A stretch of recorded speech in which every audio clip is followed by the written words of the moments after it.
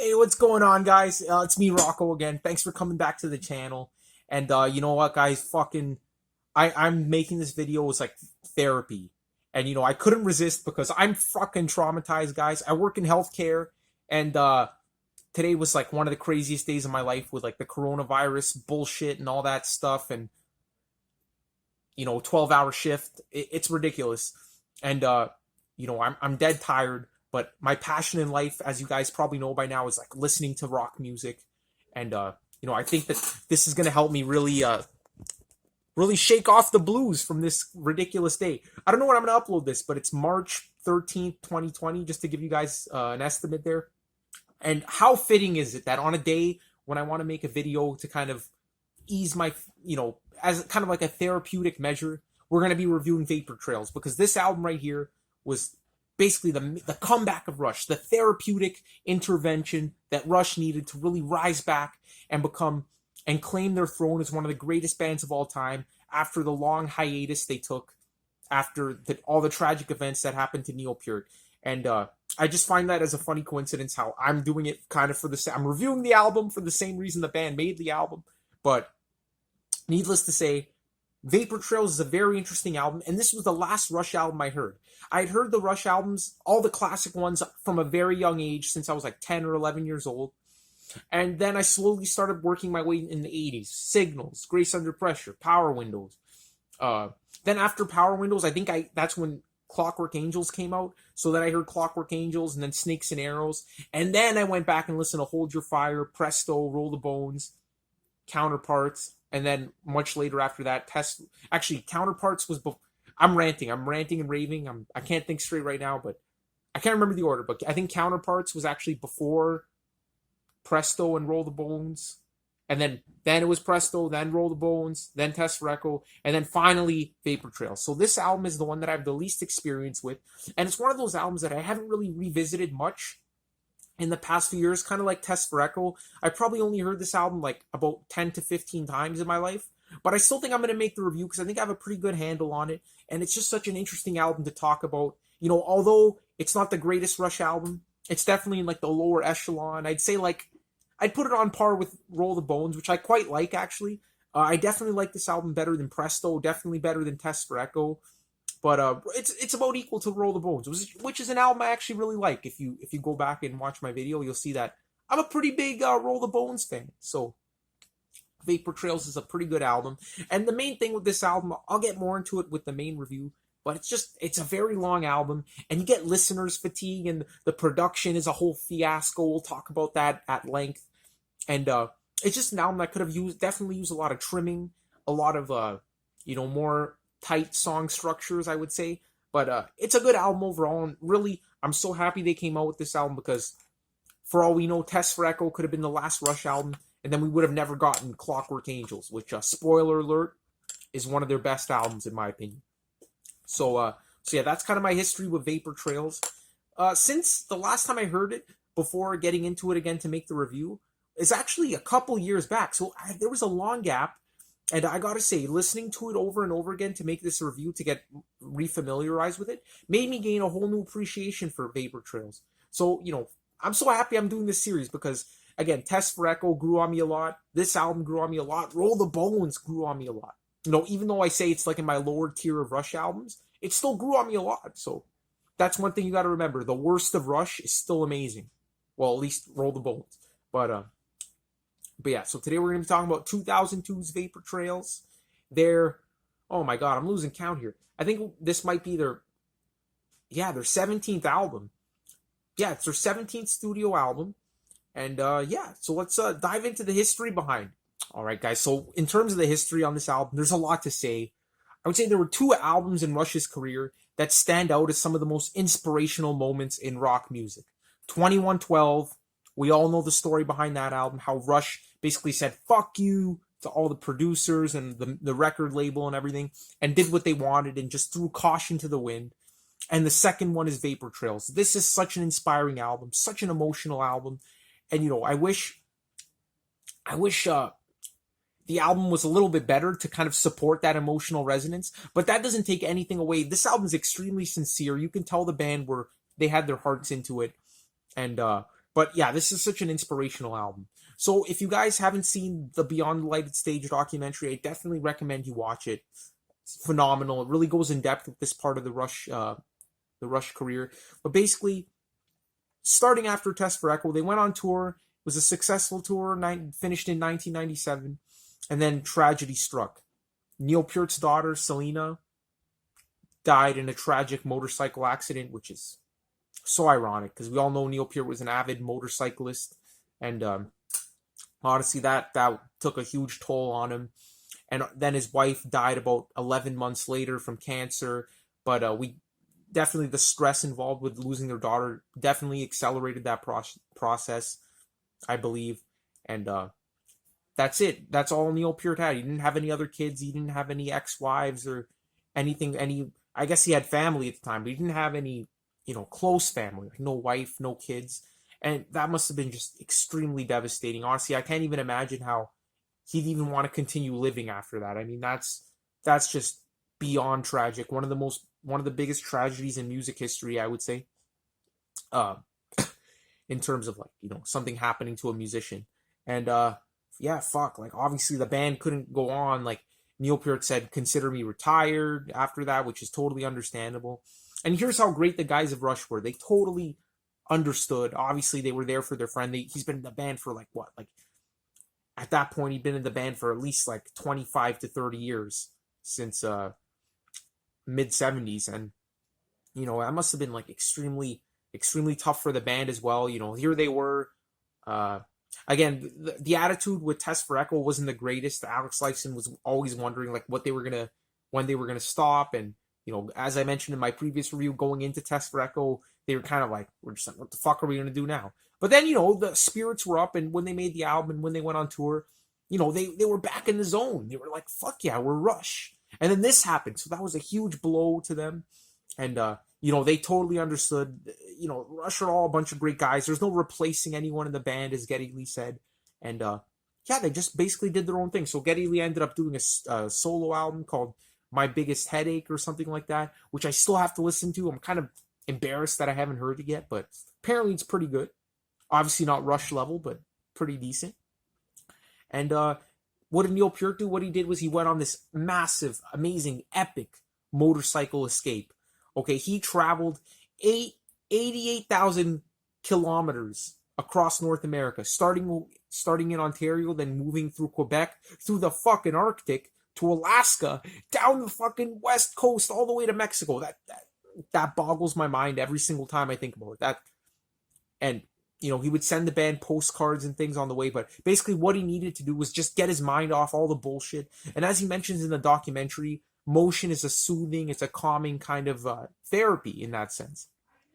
So he needed to do that. He needed to do that to like progress with his life, to get his mind off everything, to be alone. And he just wanted to be a guy again. He didn't want to be a drummer. He didn't want to be a famous rock musician. He just wanted to be alone and do his own thing, which is totally understandable. Again, isolation can be bad, but when you're doing something like this, going on an epic journey, it could be really rewarding. And little by little, I think Neil Peart started getting back his his emotional what was I going to say now? Something like his emotional sanity or something. Like he started pulling himself together, and many years went by. Again, this was like 1997, early 1998, I think, when his wife passed away. And sorry guys, just gotta getting position here. Sorry. Okay, that was really uncomfortable. Anyway, so a lot of time went by, and we're talking like from 1998 to like 2000, 2001. So a good 3-year chunk. He's on this epic journey. And in 2000, Geddy Lee actually announced that Neil Peart would return and they would record an album, which is so inspiring, so amazing. And yeah, so Neil Peart eventually came back and he's like, you know what, guys, we have to continue. We got to do this. And at first he was really nervous. They didn't really know what the fuck they were going to do. They went into the studio, they started writing the album, and they really didn't do anything for the first 3 weeks. They just were just chatting and talking about what direction the album would take. And they were all unsure of like how it would work, if they could even do this. And Neil Peart, he was saying, let's try it out. If it doesn't work, we'll just, go our separate ways in terms of bands. Of course, they would always be brothers, but I mean, the friendship these guys had was like amazing. If you see videos on YouTube, there's this one video I love of them at a restaurant, and you could just immediately see the chemistry between these guys. I mean, I have a group of close knit friends that I've had for almost like 18 years or 17 years. And like, we're so tight. We're like, we can go like months without seeing each other if life gets busy and everything. But the moment we meet up again, it's like magic. It's like lightning in a bottle. I love it, So I definitely could see how Neil Peart felt in that scenario. And I definitely empathize with him. But yeah, they didn't really do fuck all for the first 3 weeks. They were just talking about it and, just seeing how it would go. And they wanted to take a more relaxed approach. They said, let's have no deadlines. Let's just take our time. And again, Rush could definitely afford that at this point. So basically what they did is Geddy Lee and Alex Lifeson, they were just jamming. And they were like, let's just record these jam sessions. And then after we're done, we'll re-listen to those jam sessions. And we'll build songs from them. And Neil Peart went off, did his lyrics and everything. And his lyrics obviously dealt with his loss. And, not every song deals with it. But there's a very emotional, very mature sounding, very sorrowful, but also very conscientious that the future could hold amazing things. So it's really an inspiring album. So Neil Peart, he came back with his lyrics. He had about 6 songs written. And Geddy Lee and Alex Lifeson were just sitting there like re-listening to all these jams and tapes and everything. And it was fucking frustrating because it was hard to piece songs together. And I think that might have contributed to why the music on this album isn't fantastic, the Rush we would expect. But again, their last album was Test for Echo, so it could also be that this is just how they were at this point. But yeah, it was frustrating. Neil Peart was like, what the fuck am I doing here, guys? I'm just writing lyrics and you're fucking around, trying to listen to mixtapes and not mixtapes, but tapes of your jam sessions and gluing shit together. So what did he do? He went off and wrote a book, Ghost Rider, another book that I am so ashamed that I haven't read yet because I love reading. I just haven't gotten around to it. There's too many books, too many albums out there. Can't be on top of everything. But basically, it dealt with Neil Peart's grieving process, being on the road, and obviously there was a song on the album called Ghost Rider, which kind of accompanies that book, I would assume. But yeah, so he went off and they got back together and they started recording, and at first they didn't feel right, but then once they got into the swing of it, they ended up coming up with 13 fucking songs. So originally, they were planning on writing 10 songs for the album, but they ended up having 13. So what did they decide to do? They, instead of scrapping 3 of the shittier tracks on the album, they decided to make a massive 13 track, 62 or 65 minutes, I can't remember, something along those lines, length album. So definitely the longest Rush album up to this point. And I think it might be the longest in general. It's a very long album. Definitely one of those albums you want to listen to in 2 different sessions, which kind of sucks. But yeah, the truth is the average person doesn't have 67 minutes to just sit down and listen to an album. Of course, if you're doing chores around the house or if you're cooking or whatever, you can throw it on and let it run. But to really listen to it in depth, you got to put some investment into this thing. And I think that's its main downside. The thing is, it doesn't really have any weak songs. All the songs are pretty much a good quality, and it makes for a really consistent album. And that's the thing; it's consistent, but it doesn't have too many high points. And again, the album starts off fantastically. There's a few great songs early on, and even later on, they're really good Rush songs. But there's no song that's wow, that's a damn amazing Rush song. Even on Test for Echo, there were a few tracks Driven. Resist, songs like that were just, oh man, you listen to those, Time in Motion, and you're like, damn, that's just a classic Rush song. Even Roll the Bones, even Presto had the pass and everything. This one here has just a couple of those, but nothing really, really stand out. And again, I'm kind of reviewing the album now. I should be going on with the history, but we'll get back to that. So where was I? So they released this album. It was very long, and they went on tour, and it was a massive boost for Rush because they wanted to tour places they never went to before. They went to Brazil, and of course we all know what happened when they went to Brazil. They got this huge fucking audience of 60,000 people, their largest audience they ever pulled in, and it was amazing because they had no idea that people in Brazil were such Rush fanatics, and they were singing along to YYZ. They were going crazy. They were just having a great time, and it was great. Sorry, it's the water.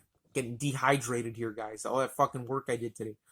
But yeah, it was a great boost for Rush, and it felt good. I mean, at first Neil Peart was nervous, but I was gonna say Rush, but Geddy Lee and Alex Lifeson were really spurring him on tour, and really got their confidence up. And at the end of it, Neil Peart was like, "Fuck, if I never did this again, that would have been a huge error on my part." So he was really happy that they decided to get back together, and it was a successful tour.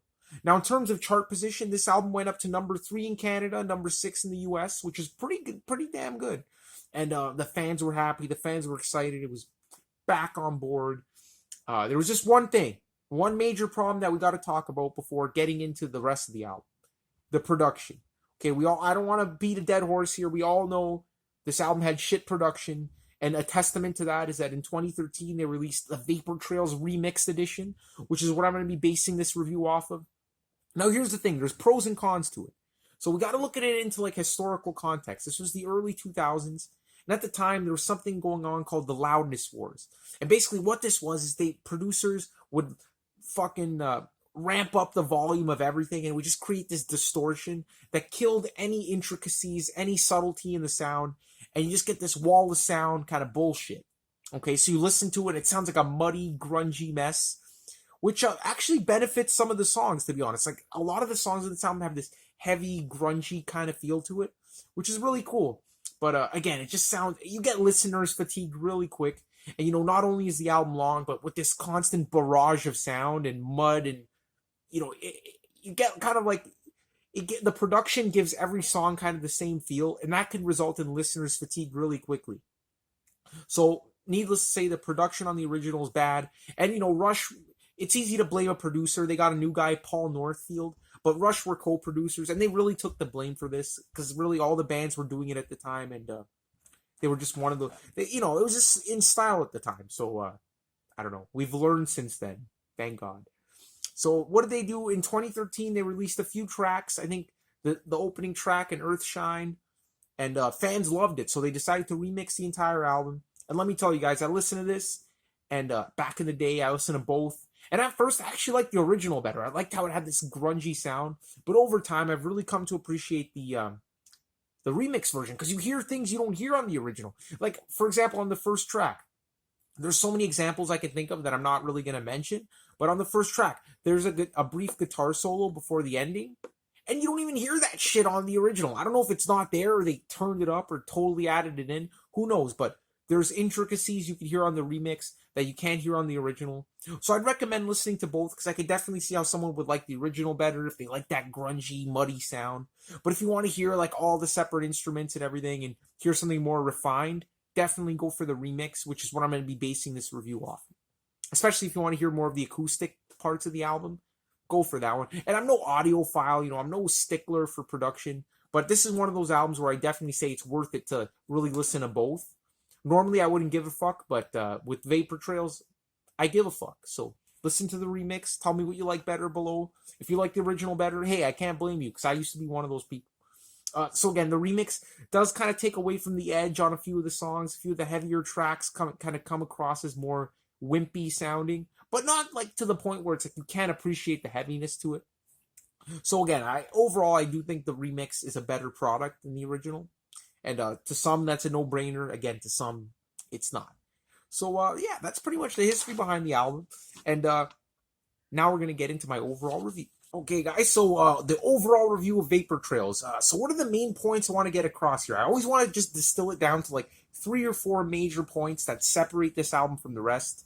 And I really think it's a good way to like review albums, because really when you progress through a band's career, you really want to see what's different between the same albums. If I was reviewing the Motorhead discography, fuck, that would be boring. I love Motorhead, but everything would just be the same.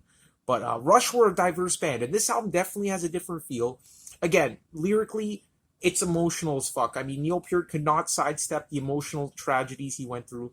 And with songs like Ghost Rider, One Little Victory, Peaceable Kingdom, you can really sense that Neil Peart was at the top of his game in terms of lyrics, and really just pouring his soul into this album. So he definitely did his part, and his drumming is just fantastic as always. I mean, the first track just opens up with some rapid fire drumming, and you could tell Neil Peart was back on the scene, full throttle, And it was just great to hear, and just so, again, so inspiring. That's the main thing I want to get across with this album. No matter what you think about it in terms of quality, because it does have issues, it's an inspiring album. So that's the one thing. The lyrics are really amazing. Again, I feel that Neil Peart's lyrics kind of declined a bit since, I'd say from Presto onward. Like, they haven't been that amazing. But on this, with many exceptions, of course. But actually, yeah, Counterparts had some pretty fucking awesome lyrics. I'd say, like, Test for Echoes, where they really got a little weird, like dog ears, virtuality, totem. Ooh. This one here, he's back at the forefront, and his lyrics are great. And the music itself, it's good. It's heavy like Counterparts. It doesn't really have that doomy kind of sound that Counterparts had. And again, I'm not saying Counterparts is a doom metal album, but again, with songs like Cut to the Chase and Stick It Out, you had those heavy riffs. This album here has some pretty hard rocking moments. And again, there's no keyboards on this album. So again, starting with Counterparts, they kind of cut out the keyboards. They still use them a little bit. But on this album, there's absolutely no keyboards. So that's a main difference there. But yeah, very guitar oriented album.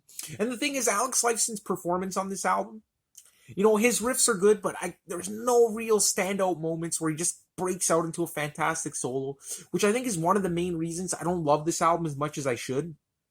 There just really aren't any like standout musical solos or musical passages on the album. It's all about, like, in the intro I mentioned, like, the songwriting should have been tighter.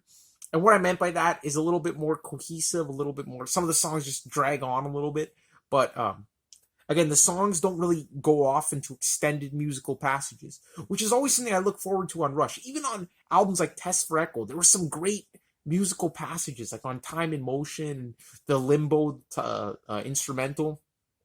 Really, the last album that didn't really focus on instrumental work was Presto. And that was one of my least favorite as well. So I really think if there were more solos on the album, more just interesting musical passages, I would like it more. But it's pretty much just verse, chorus kind of thing. And again, the verse, chorus, it works. It works really well.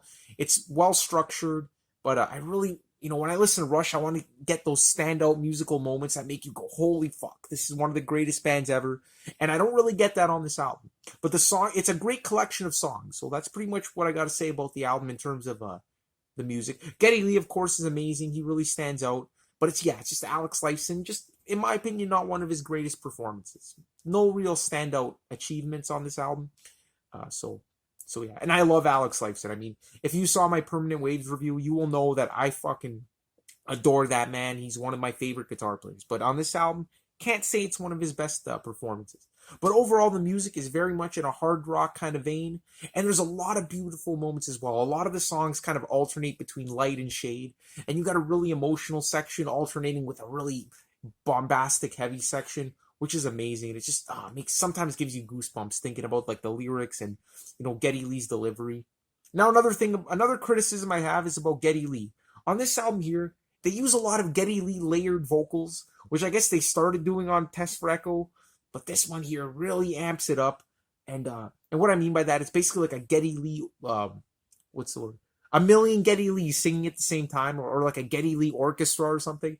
And it could sound kind of cheesy, and it could kind of throw off the whole mood and vibe of the song. But it's not like a major problem. It's just something I notice on a lot of the tracks that kind of makes it sound cheesy, in my opinion.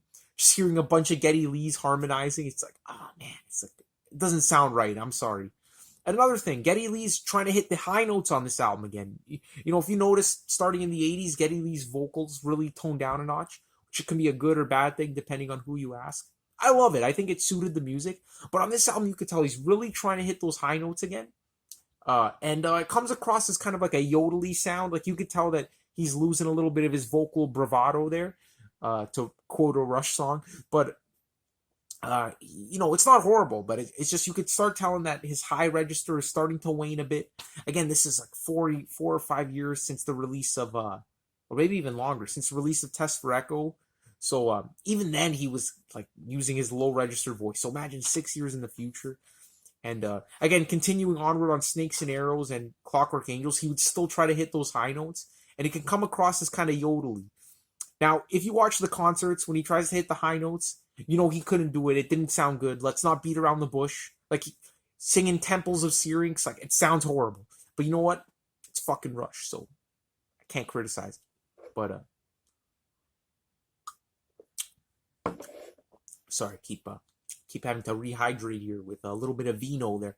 But yeah, that's pretty much all I got to say about the review. And again, on the remix, you can actually hear shit. So I definitely recommend listening to the remix. Hear the acoustic guitar, hear some of the dynamics, and you'll get a little bit more out of it.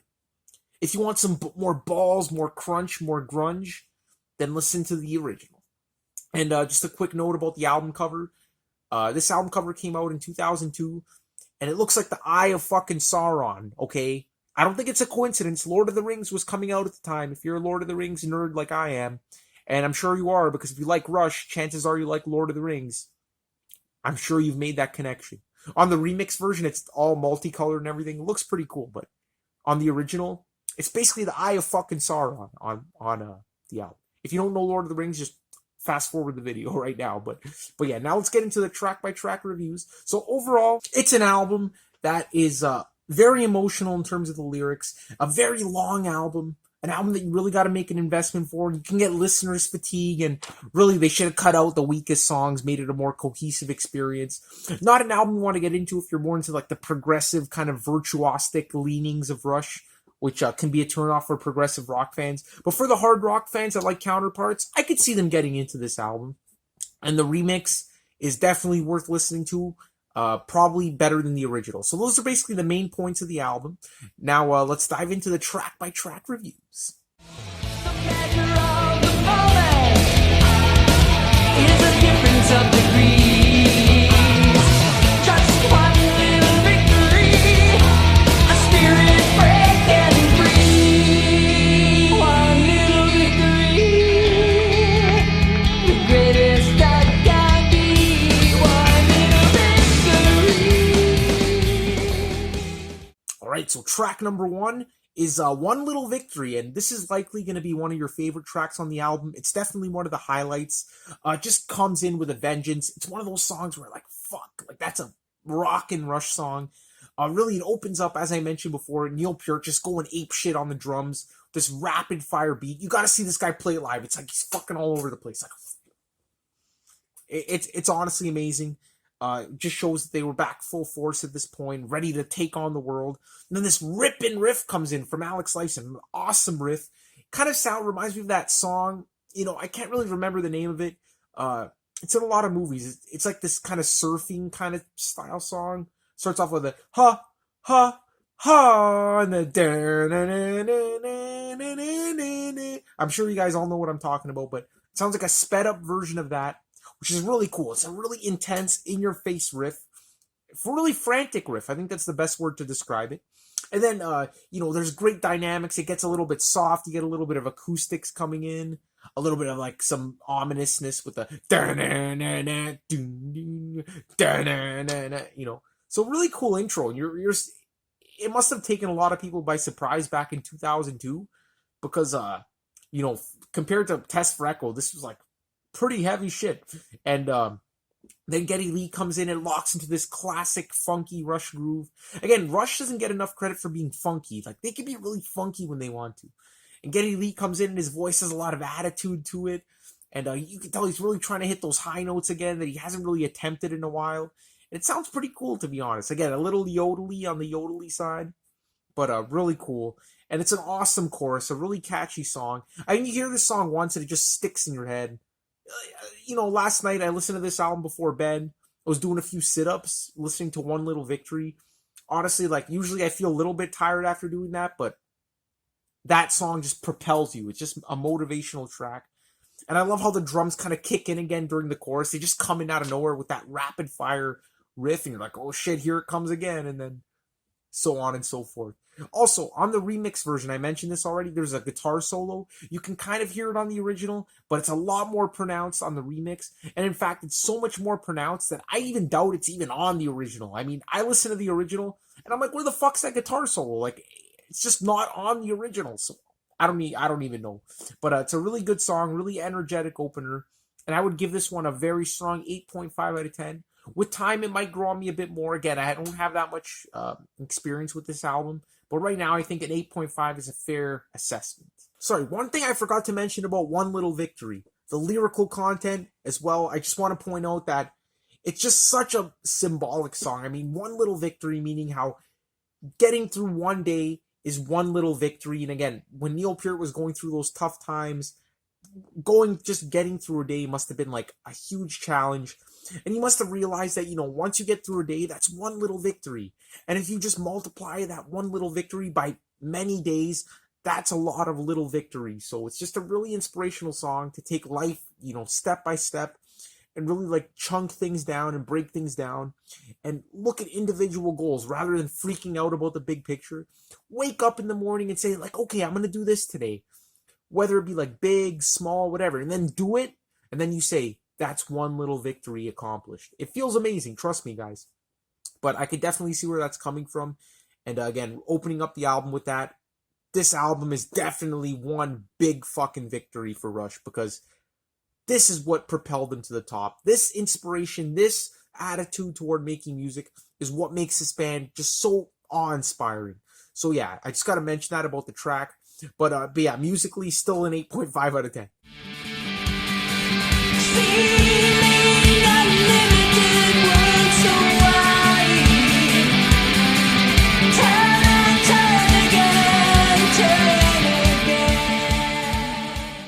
Now we get into track 2, Ceiling Unlimited.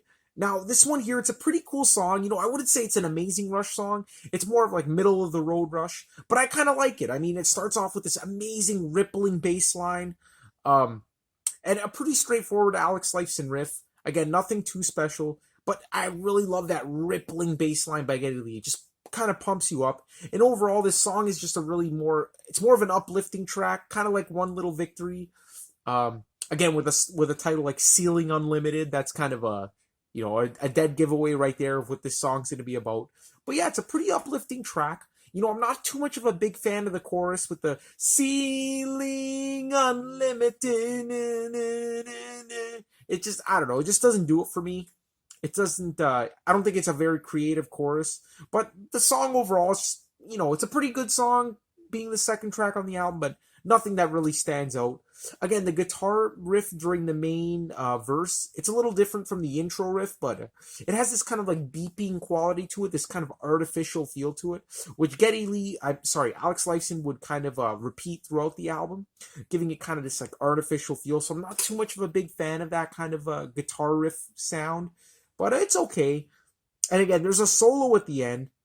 It's pretty brief. Like, if you blink, you'll miss it. But I'm pretty sure this solo is not even remotely on the original version of the album. So it's on the remix, and even on the remix, it's kind of buried in the mix, which is hilarious, because even on the fucking remix, you can barely hear this thing. But there's a guitar solo in there, so listen carefully for it. You'll hear it, but it's not a very prominent guitar solo.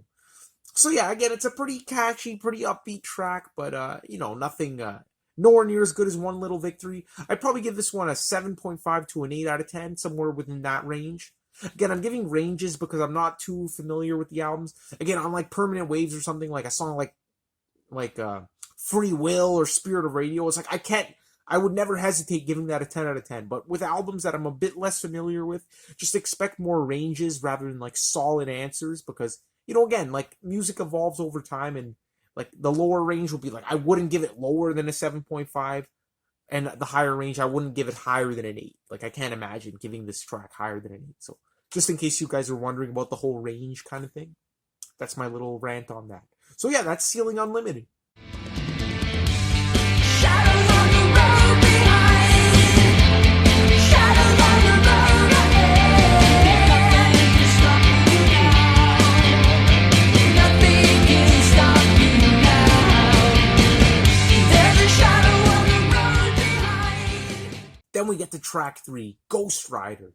And I kind of alluded to this song before. Again, Neil Peart ended up writing a book called Ghost Rider about his travels to recovery.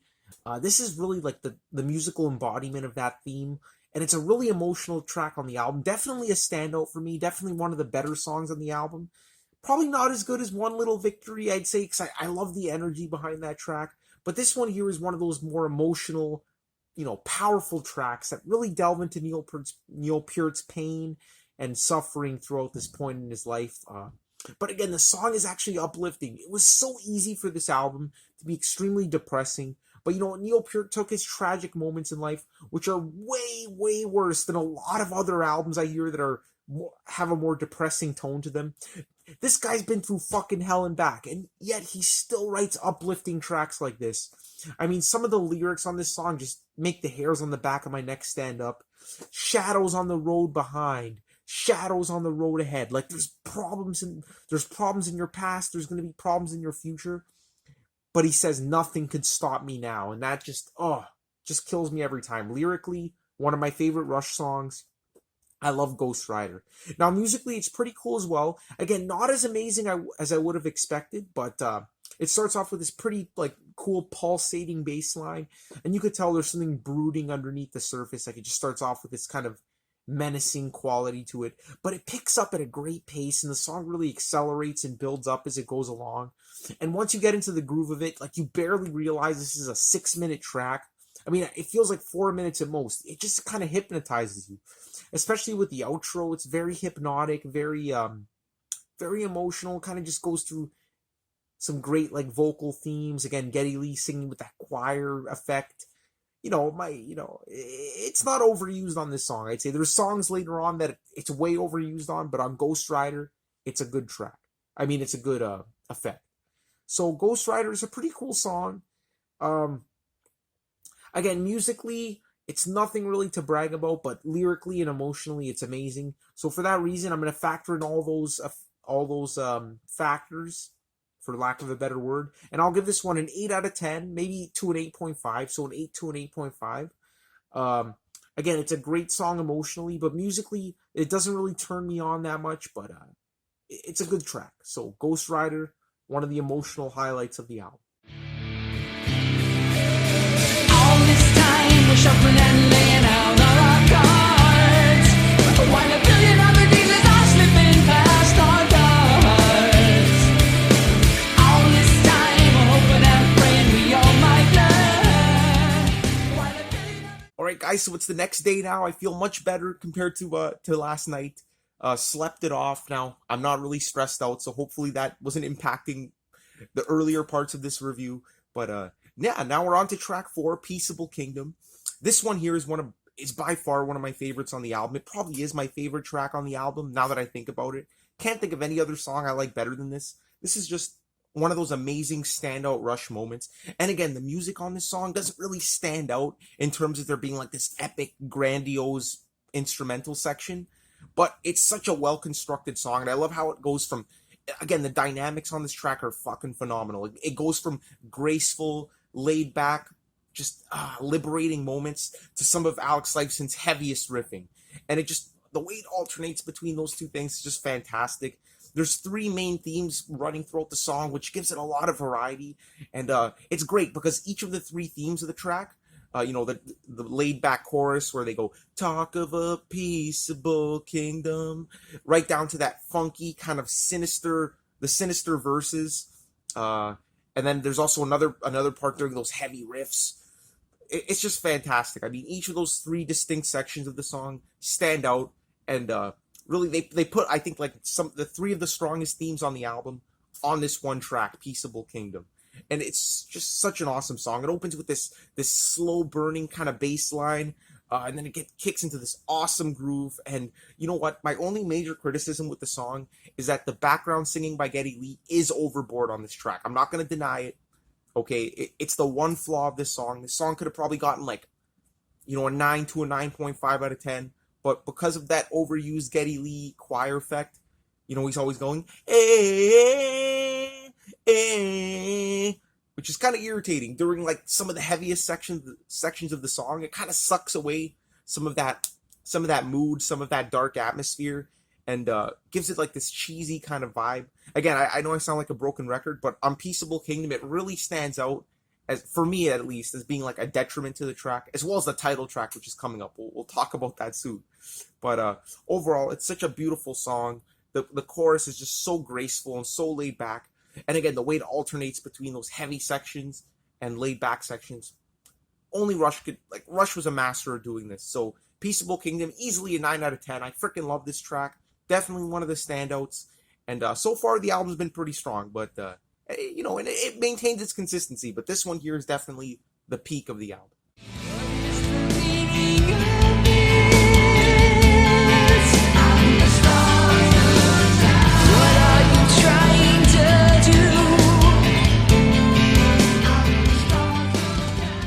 Next up, we got the track, The Stars Look Down. This one here, gotta be honest with you guys, not one of my favorites. Honestly, this is probably ranks among one of my least favorite Rush songs of all time. It's just a very boring song, and for me, the chorus is just a little bit irritating, to be honest. This is just one of those tracks they should have left off the album, trimmed it down to a good, like, collection of 9 or 10 songs. But no, they had to keep in those extra 3, and I believe this one is definitely one of those extra 3 they kept in, along with 2 others that we'll talk about later on. And yeah, the thing about this song, it starts off pretty heavy, pretty rockin', but then it gets into this chorus, and I guess they were trying to be atmospheric and dreamlike. There's some psychedelic, kind of backward-sounding guitar playing, which is a little bit interesting and uncharacteristic of Alex Lifeson. But then when Geddy Lee comes in with those vocals, what is the meaning of this? It just sounds a little bit irritating, a little bit whiny, in my opinion. And the thing is, they repeat that chorus way too many times throughout the song, and it just gets on my nerves. So yeah, Stars Look Down, not a fan of this track, and definitely not up to snuff with the preceding 4 tunes. So this one here, I'd give it like at most a 7, probably in the 6.5 to 7 range. But it's not horrible. It's just, you know, when I think of like least favorite Rush songs, this would probably be like on the bottom 15, I'd say.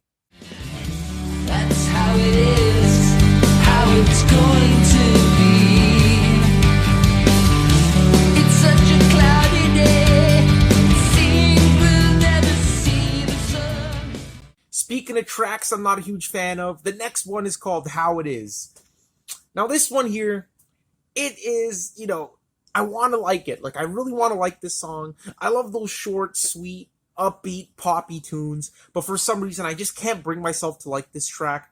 Again, it starts off with this really cheesy intro, really upbeat, really sunny sounding, really sugary sweet. A lot of those Geddy Lee choirs going on in the background. That's what I'm going to call it from now on, the Geddy Lee choirs. And it sounds pretty cheesy. But then, you know what? Out of nowhere, this pretty rockin' riff comes in, and you're like, damn, yeah, here we go, guys. The song's picking up. And here's the thing. I do love ballads. I do love, you know, short, upbeat, poppy tunes. But don't get me wrong that, you know, that's the reason I dislike the song. So the riff comes in. It's a pretty cool riff. And then Geddy Lee starts singing. And to me, his vocals on this song just aren't up to snuff. I mean, he sounds kind of emotionless during the verses. And kind of contrast with like the uplifting kind of music in the background. I feel that he could have given it a little bit more emotion. And this is coming from a guy who loves Geddy Lee's vocals. I feel like he could have given it a little bit more oomph. It sounds a little artificial, a little forced at points. And then that chorus comes in, and it's just they repeat it way too much throughout the song. And it's just way too sugary sweet for my likings. And I get it. Like, I get how this album, you know, it's dealing with like every aspect of like the human condition, from the darkest darkness to the brightest light. And this song would be like the polar opposite of any of like the sadder tracks on the album. Not that there aren't any. Like, the album is very optimistic, as I already mentioned, but How It Is just a little bit on the optimistic side. So not a fan. Not gonna lie, the chorus is pretty catchy. Like, it gets stuck in your head, but I'm not a fan of it. And I think the song could have definitely done more, considering how fantastic the past ballads have been on Rush albums, including Test for Echo, with things like not Driven, what am I saying? The fucking song on Resist and Going Back. Like, they always had that great ballad kind of tune. And I feel like this song was trying to be that, but just kind of failed. So I'd give this one a 6.5 to 7 out of 10. Yeah, not one of my favorites. The sun is turning black, the world is turning gray. All the stars fade from the night, the oceans fade away. So much potential, so much fucking potential. Sorry, guys, just having a nervous breakdown right now. Vapor Trails, the title track. This one here, I swear to God, I swear to you guys, the first time I heard this song, I could already tell this was going to be a Rush classic. I mean, it starts off fantastically, and I just love how it builds and builds and builds and crashes. I don't love how it crashes. I love how it builds. I was expecting it to explode into greatness, but yet it kind of falls off the edge. And that's the thing. Vapor Trails here, it had so much potential. This could have been one of the best songs on the album, but instead it's just kind of a middle of the road song because the verses are just so much better than the choruses. Don't you hate when that happens? Don't you hate when you're loving a song and then a chorus comes in and totally ruins it? I don't know, this might be an unpopular opinion, but I think that the title track of Vapor Trails is one of the prime examples of that. Because honestly, it starts off fantastic. There's this mesmerizing Alex Lifeson kind of guitar riff opening it up, just extremely hypnotic, extremely laid back. But what really makes it is when Geddy Lee's bass comes in, it gives it so much weight. It's so groovy and laid back. I love that. And during the verses, Geddy Lee just sounds fantastic, and different layers of guitar come in, and it just feels like the song's accelerating. You hear drum rolls and everything. It's just an amazing intro, an amazing verse, and then all of a sudden, it bursts into this riff, and this is the moment when you think, okay, holy shit, here's where the song's going to get to the next level. But then, the Geddy Lee ensemble, the Geddy Lee choir comes in, with arguably the most irritating choir Geddy Lee vocals on the entire album, with the it just sounds horrible, and the chorus is just so anticlimactic, and, man, I feel like I don't know what they were thinking. Like, the verses, it's just such a mismatch. And for that reason, I can't really say Vapor Trails is a great Rush song. It's a good Rush song because the verses got to count for something. But overall, as a track, it's just a song that just leaves a bitter taste in my mouth for that reason. But again, the verses are just so great. And for that reason, I can't give this song a very low score. I'm going to have to give it like at least like an 8 out of 10 because, like, again, I love that shit. It's just the chorus. And what kills me is, like, there's nothing to really elevate the song. There's no solo. There's no, like, instrumental section that really, elevates it. So it's a song that ultimately kind of falls flat. But yeah, definitely in the 7.5 to 8 range. It's quite a shame. It could have been higher if it needed a little bit more oomph to it. But yeah, as it stands, it's just a middle of the road Rush song. So.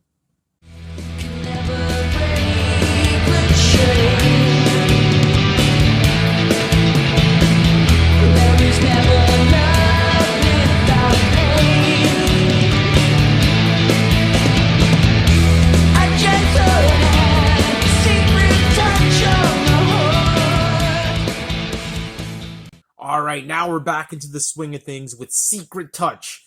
Another great track on the album. Thankfully ending that streak of kind of like somewhat middle of the road Rush tunes. This one here is a true highlight, and I believe it's the longest track on the album, clocking in at 6 minutes or 6.5 minutes. It's a really cool song. I love the way it starts off. Really laid back, really atmospheric. Really with Geddy Lee singing a classic line at this point. The way out is the way in. The way out is the way in. I love that. Geddy Lee's vocals really hit the spot on that section of the track. And Alex Lifeson's guitar playing really evokes emotions of, moving on, really starting a journey or even completing a journey.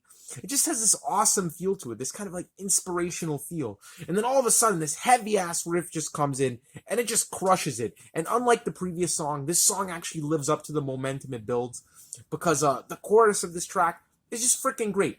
When he comes in with the line, "You can never break the chain."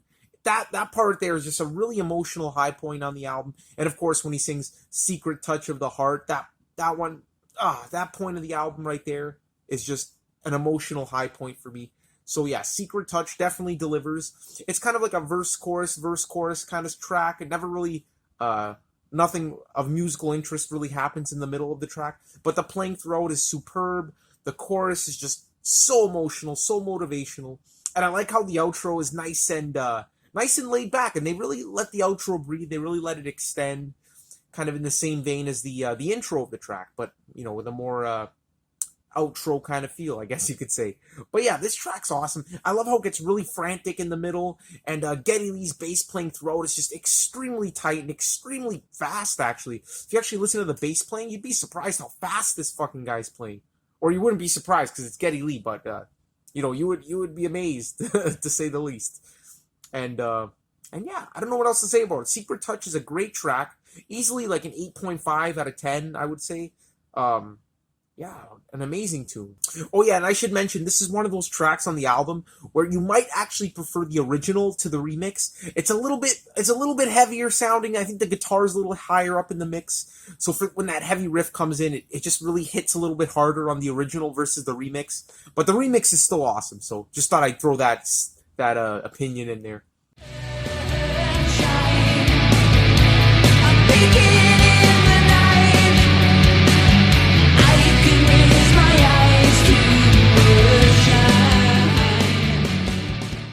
All right, another amazing song on the album, Earthshine.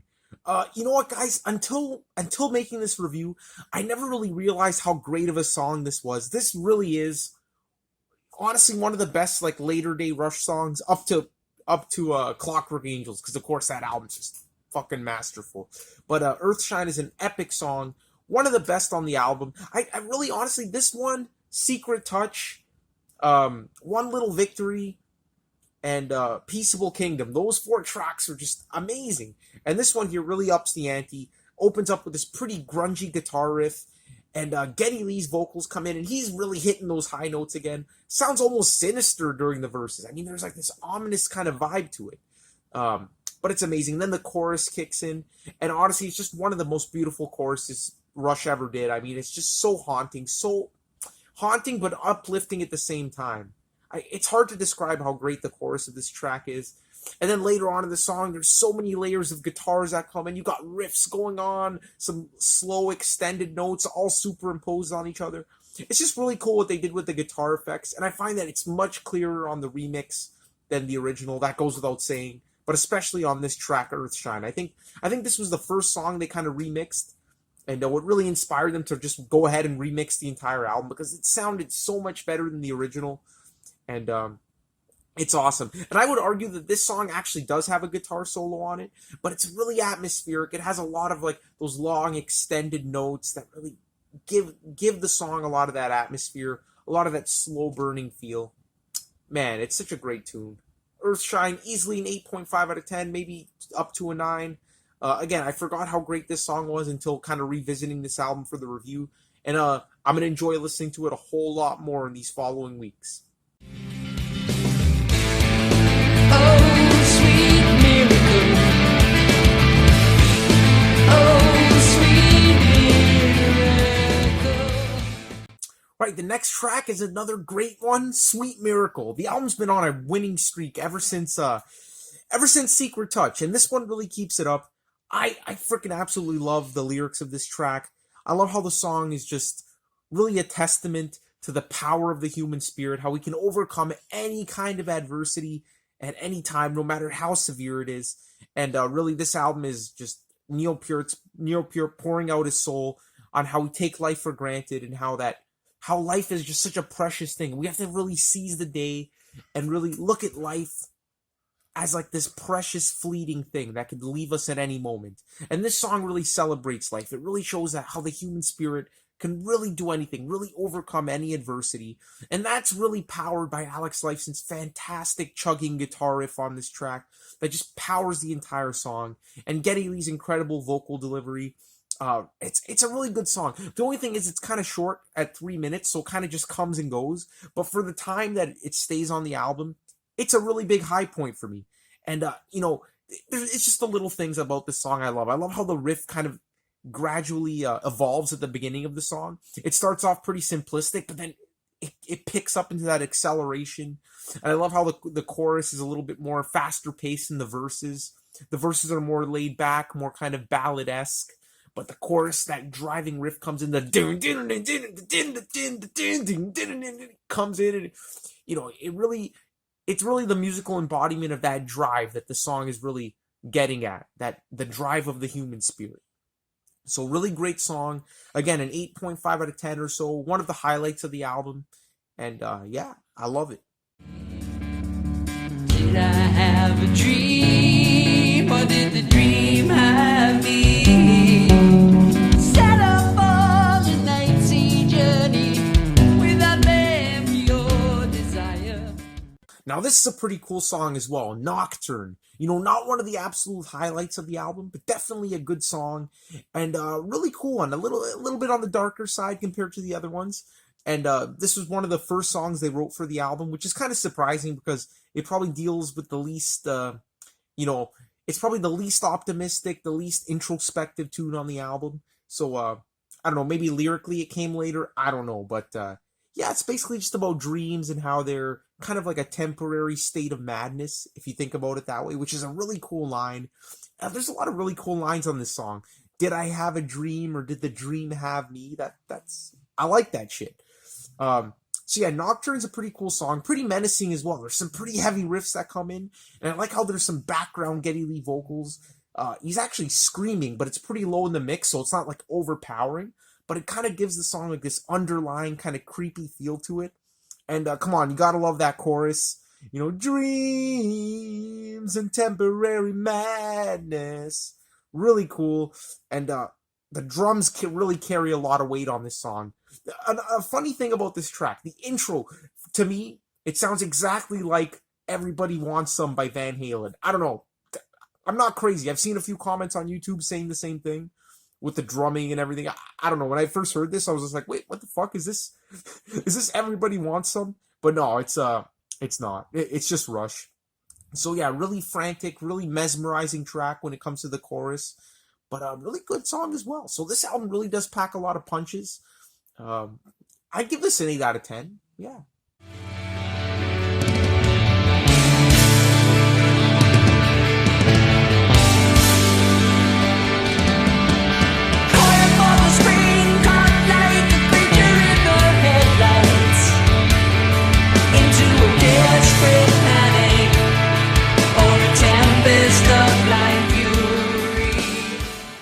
All right, guys, this is kind of unprecedented in my entire YouTube reviewing series. I was about to review this track Freeze, and I'm like, you know what? I just want to listen to it one more time before I talk about it.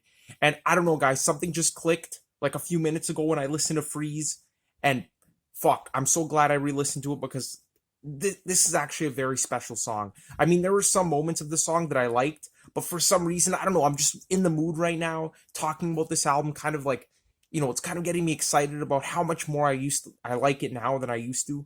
And listening to Freeze again, just this one last time, has been a fantastic experience and just totally changed what I'm going to say about the track. Well, not totally, but I'm definitely going to give it a higher score than I was originally going to give it because this is such a fantastic song. And let me tell you guys, when I was listening to this song, I had to listen to it on YouTube because the remix version of the album isn't on Spotify, and I don't own it.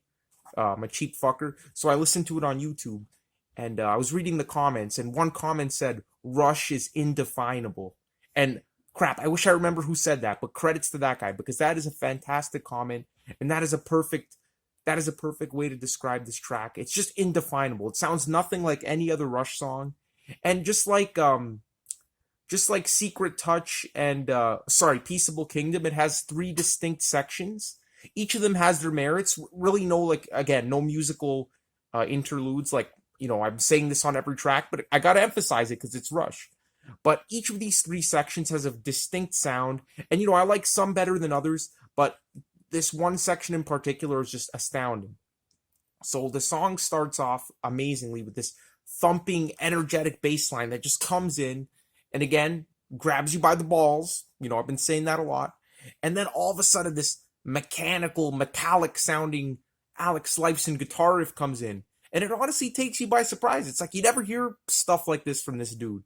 So really cool riff, and it kind of just stays like that throughout the entire song. When I first heard this song, wow, guys, I had a totally different opinion. I thought that was irritating. I thought, and again, this is going back years back when I first heard it, I thought that guitar riff was irritating, but now I love it, and I love how it gives the album that contrast. You never really hear anything like this. And overall, you could tell the song's going to kick ass. Now, here's the thing I can't get over with this track. The reason I won't give it a higher score is the main chorus of the song, the sometimes I freeze. I find that kind of anticlimactic. The song starts off just so kick-ass. Then that chorus comes in and kind of like Vapor Trails, kind of kills the vibe a bit. But unlike Vapor Trails, man, it totally redeems itself because the third section of the song kicks in with this incredible bass line. And again, it's incredible how Geddy Lee uses his bass to just evoke so much emotion on this album, so much weight. And this is one of my favorite moments on the entire album. That bass kicks in, and oh man, they sing that line.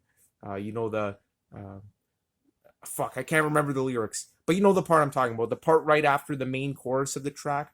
That's just such an emotional high on the album, and it feels like the last few tracks have really hit those emotional high points with me, like those goosebump-inducing moments.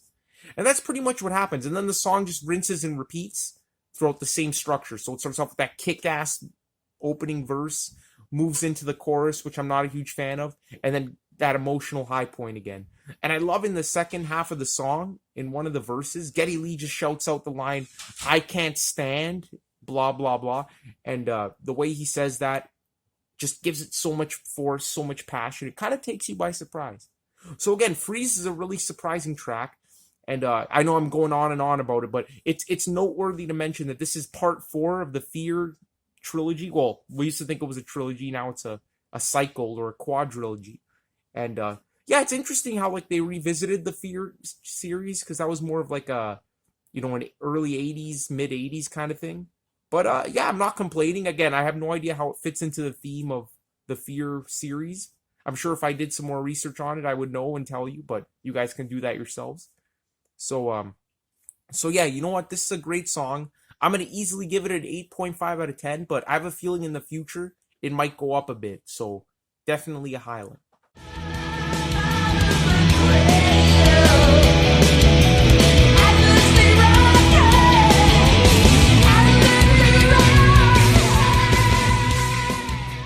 Oh man, what a review, guys. Finally on the last track. Track number 13, Out of the Cradle. You know, I would love to say this album ends on a high note, but I'm just not a fan of this track. And, you know, lyrically, it's really good. Again, it has that optimism. Literally, the song just repeats over and over again. Out of the cradle, endlessly rocking, which is great and must have been an awesome reassurance for all the Rush fans that there will be a lot more to come. But musically speaking, you know, it's kind of forgettable, to be honest. Maybe that's just the fact that it's like the last track on the album. And as I mentioned before, this album can be exhausting to listen to in one sitting. It's so fucking long. So by the time you get to the end, you're kind of like, you know, phased out or desensitized to it. But yeah, really, like, if you listen to it on its own, for me, it's not a really memorable track. And I just find the chorus just overly repetitive, and Geddy Lee, you know, trying to hit those high notes again, and it's just irritating for me. So honestly, not one of my favorites. Probably my least favorite on the album. I'd say this, How It Is, and what's the name of that track here? The Stars Look Down. Those ones, like, if you got rid of those tracks on the album, it would have been a tighter, more compact album. Maybe even get rid of I don't know. I like Ceiling Unlimited, but you know, if I had to dock another one off, it would probably be that one. And you'd have a solid like 45 to 50-minute album. But you know, you get what you get. And you know, Out of the Cradle, it's pretty funny. At the end of in the middle of the track, there's like this nice build up, and you think it's going somewhere, and then when it finally starts getting awesome, yeah, it just gets back to that chorus with the endlessly rocking, endlessly. Just not a fan. And even at the end, there's like these weird guitar effects that you can't really hear on the original, on the non-remix version, I should say. So that's pretty cool, I guess. You get your money's worth with those weird Alex Lifeson effects. So yeah, Out of the Cradle, probably a 7 out of 10. Yeah, middle of the road Rush track. And that's it. That's Vapor Trails. So, you know, without making this video 2 hours long, just to summarize Vapor Trails, it was an inspirational album. It was Rush coming back. You know, definitely an improvement over Test for Echo. And definitely an album that grew with me over time. So that's why I'm kind of hesitant with this review, because over time it might grow on me even more. I mean, look what happened with Freeze. I was going to give that song an 8 out of 10. Re-listened to it. Bumped it up to an 8.5, which is like a pretty big jump on my rating scale. So who knows? Maybe this album will grow on me with time. Again, it's my least listened to album, but I do have a handle on it. I do remember how the songs go, so I thought a review would be warranted. So yeah, Vapor Trails, pretty good album, pretty solid. If it was trimmed down, it would have been an excellent album. So guys, stay tuned for my next video. Sorry about the infrequency of uploads right now. Just with all the, you know, COVID-19, all that shit. It's fucking, honestly, I've been working overtime and stuff at the pharmacy where I work, and yeah, hopefully we'll keep going. We're almost at the end. We got Snakes and Arrows coming up next, and then of course Clockwork Angels, and then I'm gonna try to wrap it up with a Rush albums ranked video. I always love doing those, or maybe even like a Rush. Did I do a Rush? I did a Rush top 10 song, so we already got that in the bank, and my order already kind of changed on a few tracks, but you know.